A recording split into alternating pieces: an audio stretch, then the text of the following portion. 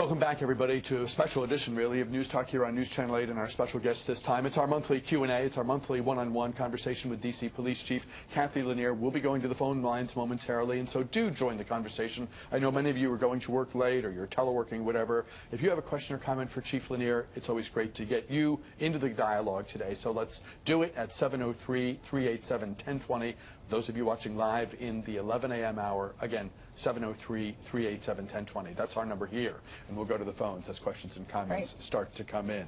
Chief, you've been mentioned for there's a big city, high-profile opening right now in Chicago, and your name has come up publicly in connection with that job. Has Mayor Rahm Emanuel or anyone from his team reached out to you? I have had someone reach out to me when the announcement first went public. I'm sure they reached out to lots of people, but yes, they did reach out to me. And you know, when you're in these jobs in big cities, this typically happens when there's an opening. So it must feel good. It does. It does.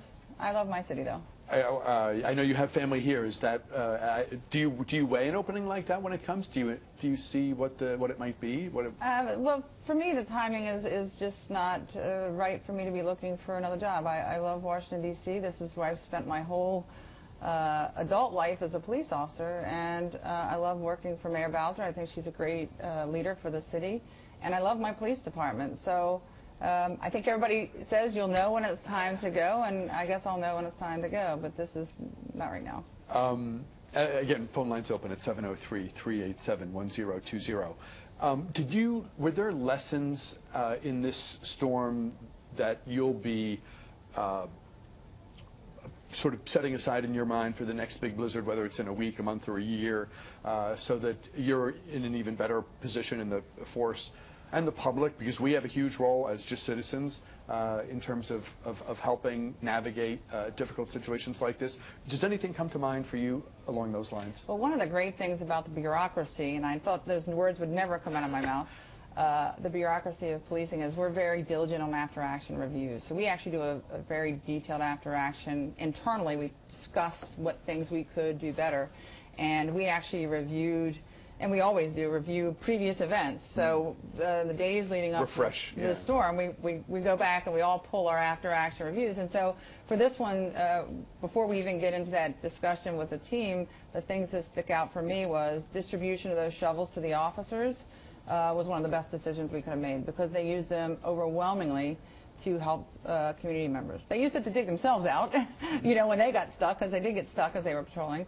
But they were very helpful in building those, you know, strong partnerships with community members too, and helping community members who were kind of in a bind during the storm. I think we even dug out some plow drivers, you know, when the storm was really at its worst and the snow was very deep. The other thing was the use of the social media to stay connected to the community during the storm. We got lots and lots of positive feedback about that. And I think assigning teams right off the bat to make sure that the large equipment could get around the city safely was a really big help. Just don't wait for requests, but just assign a team to move that equipment around. That helps to facilitate getting the roads cleared faster. So, were there any memorable incidents or moments? I guess there was one homicide, right? So in the crime area, I know there was a homicide. Does anything else stick out in your mind in terms of what that marathon stretch where you were probably in the command center for I was out on the street, actually. Were you? I'm not one that can sit too long in a command center, but you know, the serious crime we had, the homicide we had closed on the scene. So officers were out in the communities and quickly responding. Our response times were amazing during the storm. But yeah, it was a marathon stretch, literally between the prep time Thursday afternoon, working around the clock through Monday morning. But I think that overall, the department's performance was very, very good. And I think the use of our all-wheel drive vehicles performed remarkably well. You've seen our kind of SUV hybrids. Right. They did very well in the storm up to a certain point. Clearance becomes an issue. And then the distribution of our SUVs and heavy vehicles around the department to make sure patrol could work. All those things worked really well. So very pleased with the members of the department and how well they performed. There's a concern or a belief that domestic-related calls might go up at a time when people in a relationship of some kind are spending more, we're sort of boxed into our homes, and therefore the rhythms of normal life might be upset, issues come up and people just can't leave. Is that urban myth? Does that happen? What's your experience been in that area? I'm not aware of any, really rigorous studies that have been done on it, but I will tell you that the one homicide you're referring to was domestic in nature.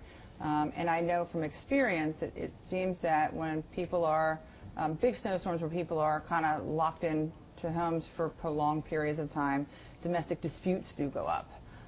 So it's just kind of common sense, that when you're kind of trapped in the house with people for long periods of time, disputes could go up. I want to shift gears here and ask you about comments that the head of the NRA, Wayne LaPierre, made in response to comments that you've made about how one would survive an active shooter situation. What do we as individuals do in those early seconds and minutes before police can be on a scene? And we'll put the information on the screen, come back and give you a chance to talk about where things are in this regard. And this is from a website. Law enforcement officials across the country, and this is from Wayne LaPierre, head of the NRA, and he goes on to name some of the law enforcement officials, a sheriff here and a chief there, etc.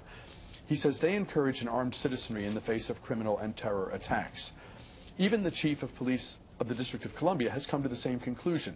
Terrorists like the pair in California, or the Fort Hood killer, or the murderers in Paris could have been stopped by their intended victims.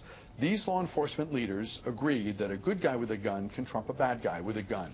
D.C. Police Chief Kathy Lanier recently told 60 Minutes, if you're in a position to try to take out the gunman, to take the gunman down, to take him out, it's the best option. It's the best option for saving lives before police can get there.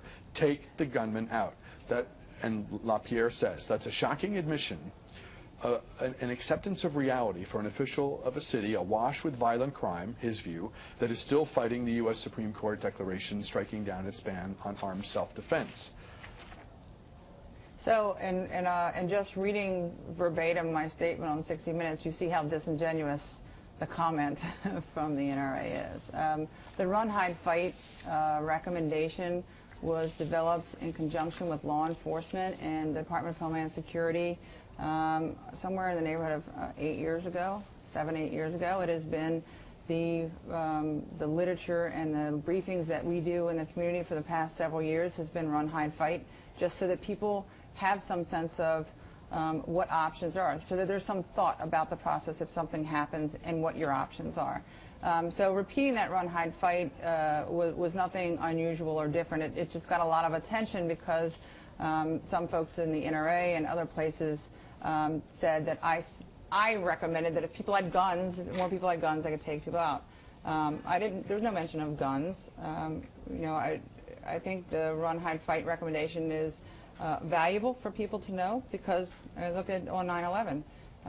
The last airplane that was destined for Washington, D.C. The passengers on that plane took action. They weren't armed, but they were able to stop that plane from reaching Washington, D.C. The knife attack on the train in Paris. Again, unarmed people were able to take down a person who was intent on killing lots and lots of people. So it was never designed to be a comment to arm the population.